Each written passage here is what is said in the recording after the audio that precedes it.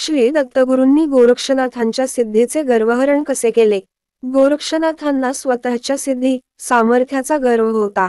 त्या गर्वाचे परिहरण करण्यासाठीच ही दत्तभगवानांची योजना असावी की, जेणेकरून त्यांची भेट व्हावी अन त्यातून त्यांचे प्रबोधन करून त्यांना अहंकारविरहित सिद्ध बनवावे.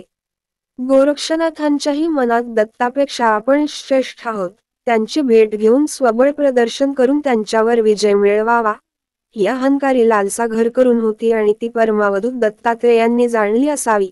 म्हणूनच हा प्रसंग घडविला असावा. गोरक्षनाथ दत्तात्रेयांच्या शोधार्थ एका गुहेत शिरले.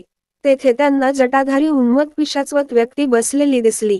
गोरक्षनाथ पण तेथेच एका शिळेवर बसले.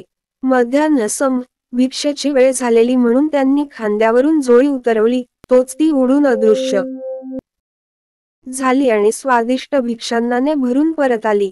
शिष्टाचार म्हणून गोरक्षनाथांनी त्या व्यक्तीस विचारले, आपण काही घेणार का? तेव्हा ती व्यक्ती म्हणाली, मी केवळ गोदुग्धच घेतो. तेव्हा येथे आपणास कोण गोदुग्ध देते? असे गोरक्षनाथांनी विचारताच त्या कमंडलूतूनच दूध मिळते. कोणी ना कोणी आणून देते किंवा कमंडलूच दूध आणण्यास जातो. गोरक्षनाथांनी त्या सिद्धाची गंमत करावी म्हणून विचारले, बघू तुमच्या कमंडलूत किती दूध आहे? कमंडलू उचलून पाहिले, तर आत ताजे दूध भरलेले होते.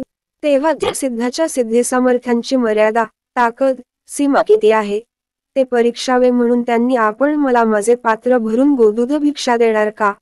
असे विचारताच ती सिद्ध व्यक्ती म्हणाली, का नाही, येथील सर्व आपलेच आहे, असे प्रेमपूर्वक म्हणाली आणि गोरक्षनाथांना हेच हवे होते.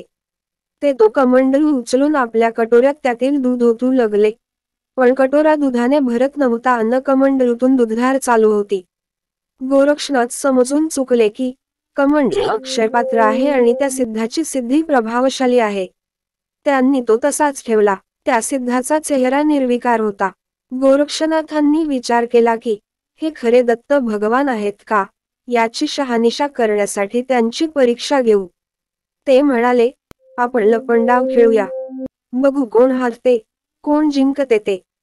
वारंवार गोरक्षनाथांनी आग्रह धरल्याने त्या सिद्धाने मैदानात उतरण्याचा निश्चय केला. आता प्रथम कोणी लपायचे यावर असे ठरले की, गोरक्षनाथांनीच प्रथम लपावे अन हेच गोरक्षनाथांना हवे होते. त्यांना मनोमन खात्री होती की, आता सिद्ध हरणारच. त्यांनी 3 टाळ्या वाजवल्याबरोबर ते अदृश्य झाले. त्या सिद्धाने प्रचंड हास्यध्वनी केला. त्याचे प्रतिध्वनी चारी दिशांनी उमटले. थोडा वेळ मौन धरून त्यांनी तो कमंडलू उचलला आणि त्याखाली थोडी माती काढून त्यातून एक लहानसा बेडूक काढला आणि त्याला आपल्या तळहातावर ठेवून ते हसू लागले. गोरक्षनाथ लाजले. त्यांनी बेडकाचे रूप टाकून मूळ रूप धारण करून पराभव स्वीकारला. आता त्या सिद्धाची पाळी होती. तोही 3 टाळ्यांच्या आवाजाबरोबर आकाशात उड्डाण करून दिसेनासा झाला. गोरक्षनाथांनी राजहंसाचे रूप घेऊन त्याचा पाठलाग केला. पण सगळे आकाश पालथे घालूनही सिद्ध गवसला नाही. श्वासाद्वारे सर्व हवा गाळून सोडली, तरी पत्ता लागेना. शेवटी थकून, भागून ते परत भूमीवर आले आणि पराभव मान्य केला. पाहिले तर तो सिद्ध समोरच उभा होता. पण गोरक्षनाथांना वाटले की, परत एक संधी मिळावी. म्हणून त्यांनी परत सिद्धास फार आग्रह केला आणि त्या आग्रहाचा मान राखण्यासाठी तो परत अदृश्य झाला. गोरक्षनाथांनी योगसिद्धीने हे जाणले की, तो कमंडलूत लपला आहे. त्यांनी माशाचे रूप घेऊन कमंडलूतील सर्व पाणी गाळून काढले, पण शून्य. मोठ्या निराशेने, दुःखाने ते बाहेर येऊन मूळ रूप घेऊन बसले. त्यांनी पराभव मान्य केला आणि पाहतात तो काय, तो सिद्ध त्याच्या आसनावर शांतमुद्रेने, पूर्वीसारखाच धीरगंभीर, जणू काही झालेच नाही, असा बसलेला आहे. गोरक्षनाथांनी त्यांना विचारले, आपण कोणत्या सिद्धबळावर कोठे लपला होता?